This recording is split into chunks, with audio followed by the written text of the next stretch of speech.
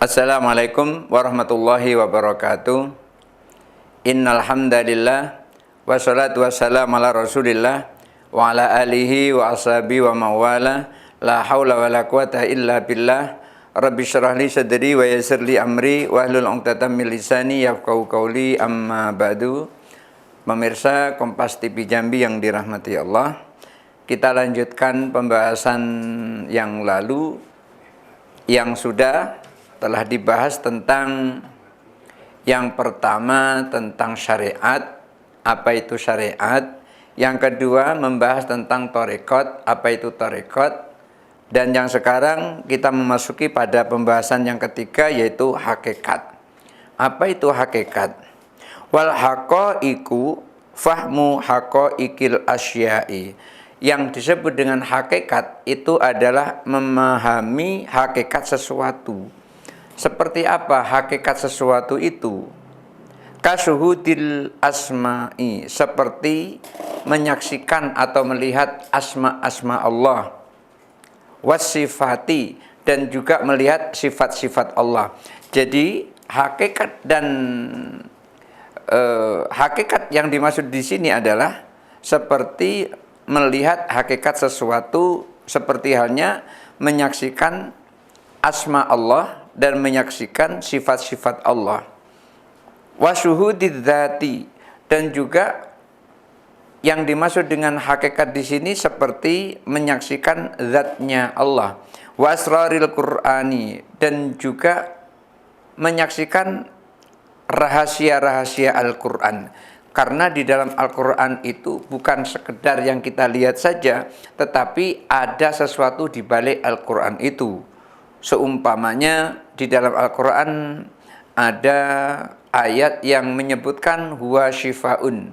Al-Quran itu merupakan penyembuh. Apa yang dimaksud di dalam Al-Quran yang mengatakan di dalamnya ada penyembuh? Di dalam Al-Quran itu bisa menyembuhkan penyakit. Apa yang dimaksud itu? Apakah penyakit zahir ataukah penyakit batin?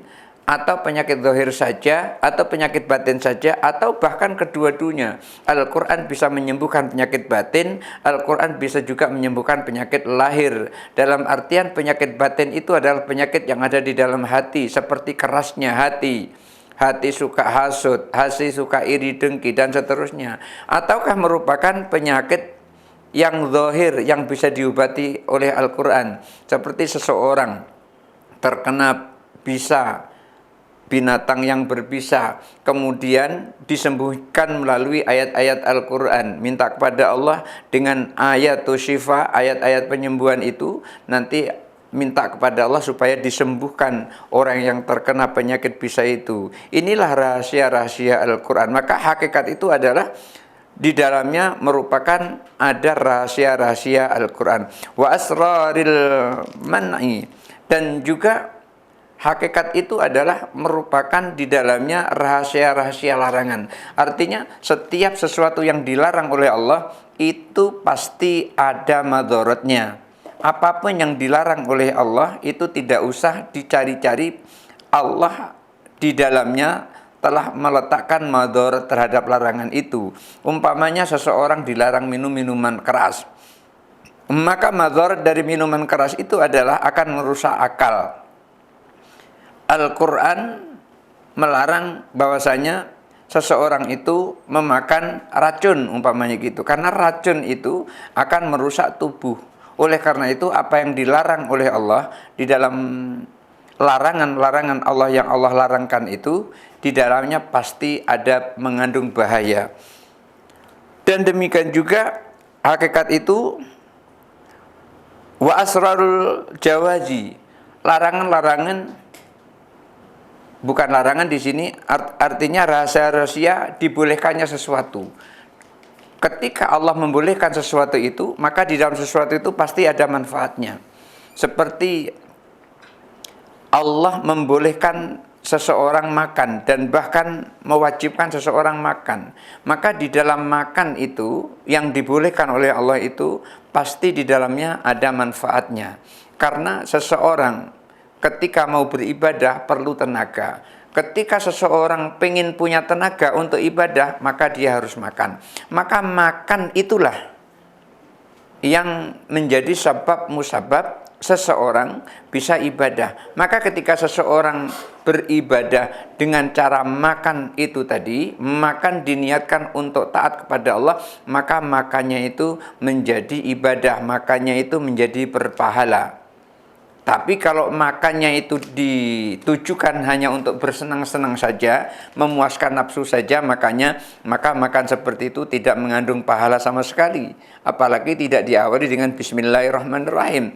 Maka ketika seseorang makan diawali dengan bismillahirrahmanirrahim, makanya mengandung ibadah. Dan di dalam makannya yang diawali dengan bismillahirrahmanirrahim itu tadi, maka makannya mengandung berkah. Setan tidak akan bisa masuk, setan tidak akan bisa ikut makan makanan tersebut.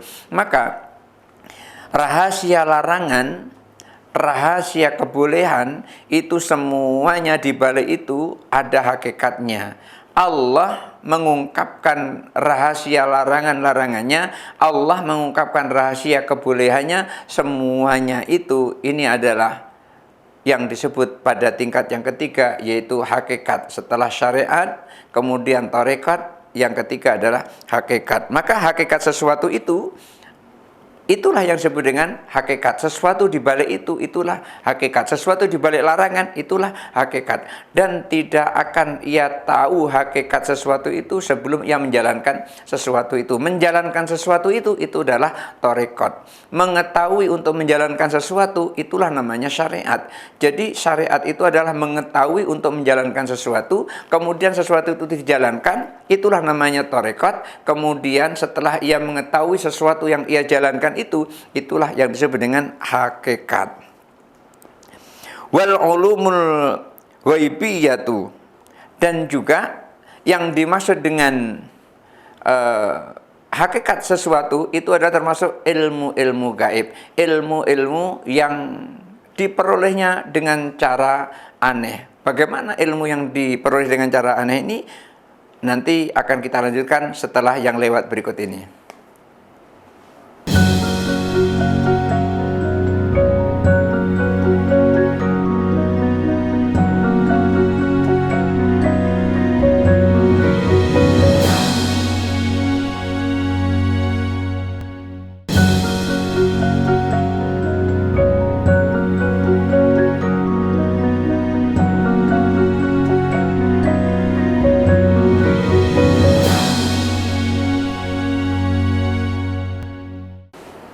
Baik, kita lanjutkan setelah yang lewat tadi.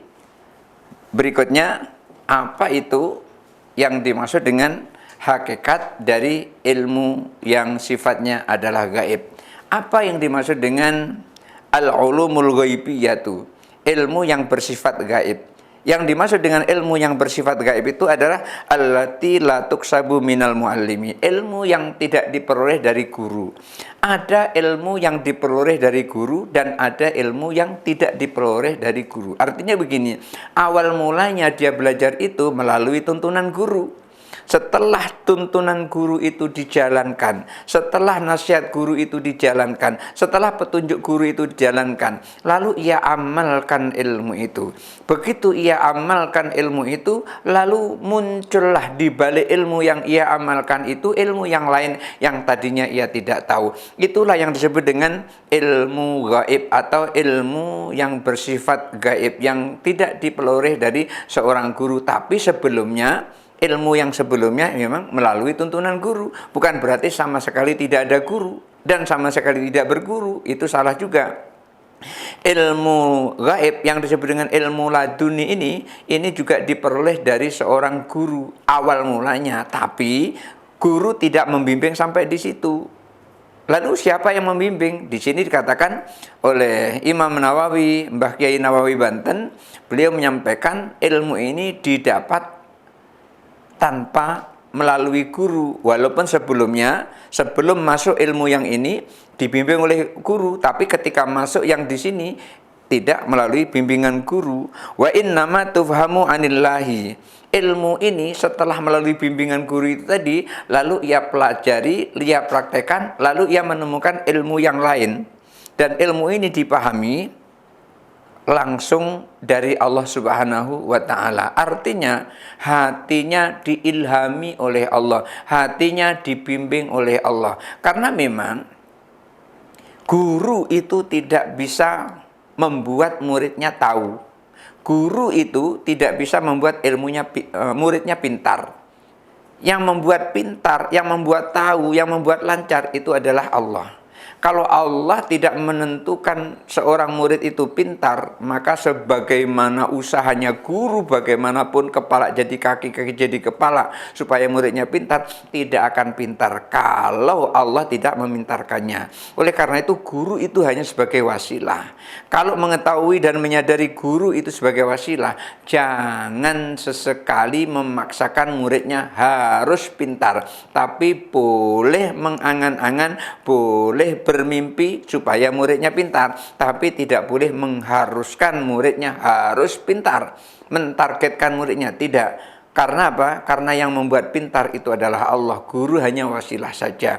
Oleh karena itu, ketika seseorang itu telah mendapat bimbingan guru, setelah itu dia mempelajari apa yang diajari oleh gurunya itu tadi, lalu ia mendapatkan ilmu lain. Dari mana ilmu lain itu? Tidak didapatkan dari guru, tapi tufhamu anillahi, dipahami dari Allah Subhanahu wa Ta'ala. Allah mengilhamkan ilmu itu ke dalam dadanya, ke dalam fikirannya, ke dalam dhihnnya, maka ia memperoleh ilmu baru melalui bimbingan Allah Subhanahu wa Ta'ala.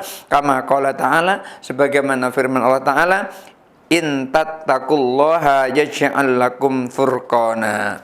Jika engkau bertakwa kepada Allah, niscaya Allah akan jadikan kalian sebagai pembeda. Artinya Allah akan jadikan kalian sebagai fahman fi qulubikum. Allah akan jadikan kalian faham di dalam hati kalian. Syaratnya adalah bertakwa kepada Allah. Telah dibimbing oleh guru, ia jalankan dengan tawakal kepada Allah. Ia pun bertakwa kepada Allah. Takwa itu apa? Menjalankan perintah Allah, meninggalkan larangan Allah.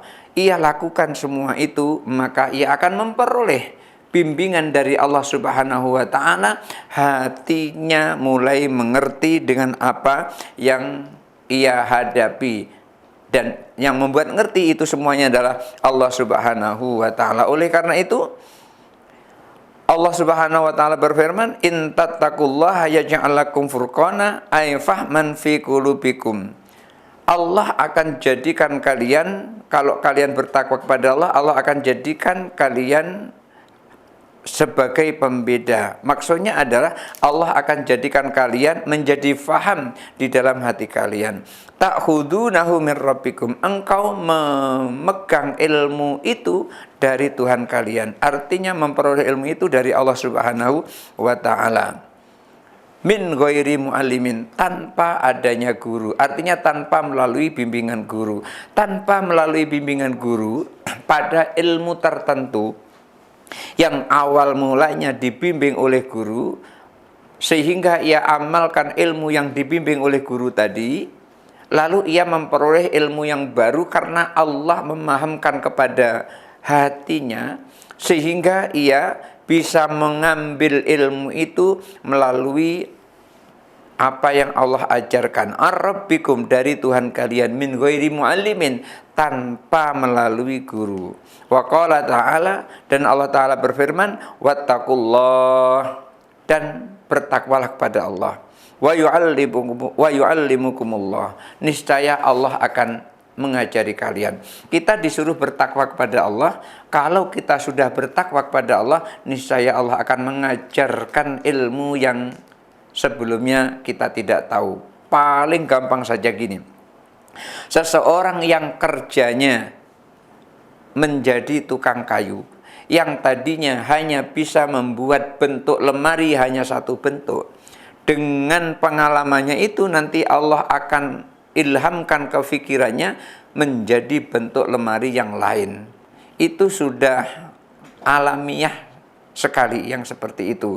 Karena Allah memang akan menurunkan ilhamnya, menurunkan ilmunya kepada seseorang, kepada pikirannya. Karena apa?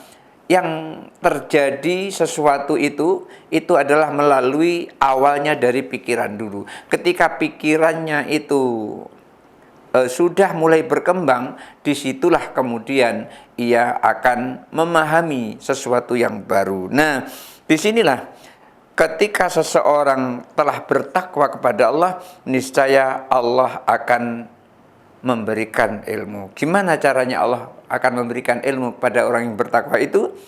Kita teruskan setelah berikut ini.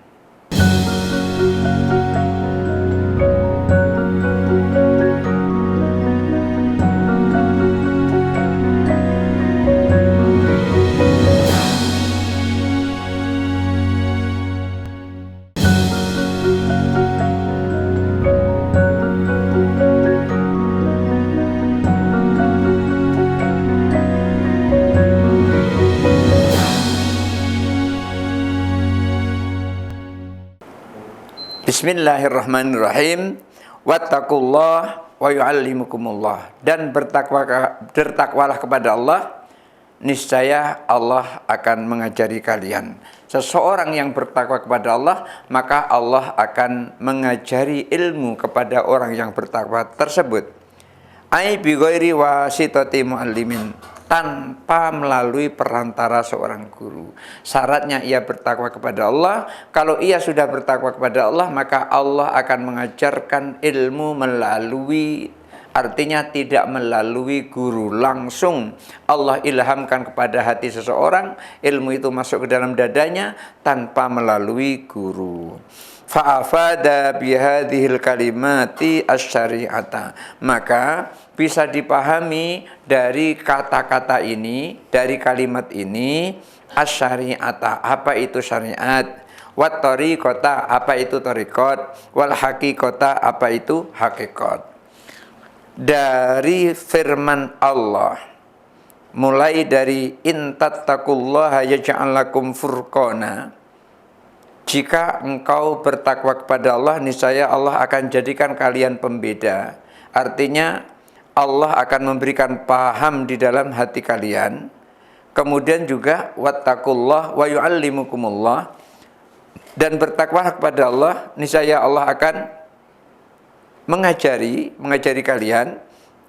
Maka dari kalimat-kalimat ini, dari ayat ini bisa dipahami bahwasanya apa itu syariat, apa itu tarekat, dan apa itu hakikat. Fa'asyara, lalu Imam Malik menyampaikan, man amila bima alima, siapa orang yang beramal, artinya siapa orang yang mengamalkan suatu amal, bima alima, sesuai dengan ilmunya, warasahullahu ilma malam ya'lam, niscaya Allah akan mewariskan ilmu yang tadinya ia tidak tahu. Wattaqullah wa yu'allimukumullah. Ayat ini dibekang oleh Imam Malik radhiyallahu an. Beliau menyampaikan bahwasanya siapa orang yang bertakwa kepada Allah, niscaya Allah akan ajari ia. Dan ini adalah merupakan sebagian dari pengalamannya Imam Malik. Imam Malik itu karena bertakwa kepada Allah, Allah mengajari ilmu yang luar biasa oleh Allah kepada Imam Malik. Oleh karena itu Imam Malik menyampaikan pengalamannya, kalau ada orang bertakwa kepada Allah, niscaya Allah akan ajarkan ilmu. Itulah kenapa Imam Malik menyampaikan, man amila bima alima, siapa orang yang beramal sesuai dengan ilmunya, allamallahu aw warasahullahu ilma ma lam ya'lam, niscaya Allah akan mewariskan ilmu yang tadinya ia tidak tahu. Yang tadinya ia tidak tahu, maka Allah akan berikan ilmu itu kepadanya dengan syarat dia bertakwa kepada Allah saat ia mengamalkan ilmunya itu sesuai dengan yang ia tahu. Yang tadinya belum tahu, kemudian baru dikasih tahu. Inilah yang bisa dipahami dari kalimat ini. Fa'afada bihadil kalimati, dari kalimat ini bisa dipahami dari kalimat man amila bima alima warasahullahu ilma ma lam ya'lam. Siapa orang yang melakukan amal sesuai dengan ilmunya, nanti Allah akan wariskan ilmu yang tadinya ia tidak tahu. Dari kalimat ini bisa dipahami apa itu syariat, apa itu tarekat, dan apa itu hakikat. Dan Imam Malik menyampaikan, fa'asyara biqaulihi, Imam Malik mengisyaratkan dengan kata-kata beliau, yaitu man amila bima alima awrasallahu ilma ma lam ya'lam. Siapa orang yang melakukan amal sesuai dengan ilmunya, maka Allah akan wariskan ilmu yang tadinya ia tidak tahu. Oleh karena itu beliau mengisyaratkan, dari ucapan beliau itu ada isyarat ilmun ila syariati. Ilmu itu diibaratkan kepada syariat. Jadi ketika seseorang mempelajari ilmu, itulah yang disebut dengan syariat. Artinya apapun amalnya berdasarkan ilmu itu. Apapun amalnya berdasarkan syariat itu. Kalau amalnya tidak berdasarkan ilmu itu, maka akan batal amalnya. Kenapa? Karena ilmu itu adalah diibaratkan kepada syariat. Jadi ilmu itu diidhofahkan atau disandarkan kepada syariat. Wa biqaulihi amalun ila tariqati, dan beliau menyampaikan amal itu disandarkan pada tariqat. Kan man alima, siapa orang yang berilmu, siapa orang yang mengetahui, maka mengetahui di sini adalah ilmu, dan ilmu ini adalah syariat. Bima alima, sesuai dengan yang ia tahu. Ketika dia mengamalkan amalnya itulah disebut dengan tarekat. Ilmunya disebut dengan syariat, amalnya disebut dengan tarekat. Ketika dia mau sholat, ilmu tentang sholat itulah yang disebut dengan syariat. Kemudian dia menjalankan sholatnya, itulah yang disebut dengan tarekat. Jadi jangan sampai salah. Tarekat itu harus berdasarkan syariat. Kalau tarekatnya tidak berdasarkan syariat, tarekatnya batal. Kalau dia sudah kuat syariatnya, boleh masuk kepada tarekat. Artinya sudah bisa mengetahui bagaimana caranya sholat. Setelah ia tahu bagaimana caranya menunaikan ibadah haji, setelah ia tahu caranya menunaikan zakat, maka baru ia sholat, baru ia menunaikan ibadah haji, baru ia menunaikan zakat. Maka di sini ilmu itu adalah syariat, pelaksanaannya itu adalah tarekat. Jadi tarekat itu adalah pengamalan dari syariat atau pengamalan dari ilmu itu. Wa biqauli warathallahu ilma ma lam ya'lam. Kemudian Allah akan mewariskan ilmu yang tadinya ia tidak tahu. Ilal hakikati, inilah kepada hakikat. Artinya inilah yang disebut hakikat. Hakikat itu adalah hasil dari ia mengamalkan ilmu sesuai dengan ilmunya itu. Maka ia akan memperoleh ilmu baru. Ilmu baru itulah yang disebut dengan hakikat. Yang tadinya ia tidak tahu, kemudian terus menjadi tahu. Nah, inilah yang disebut dengan syariat, tarekat, dan hakikat. Barangkali itu saja dulu yang bisa saya sampaikan untuk kali ini. Mudah-mudahan ada manfaatnya. Hadanallahu wa iyyakum ajmain. Wallahu muwaffiq ila aqwamit thoriq. Wassalamualaikum warahmatullahi wabarakatuh.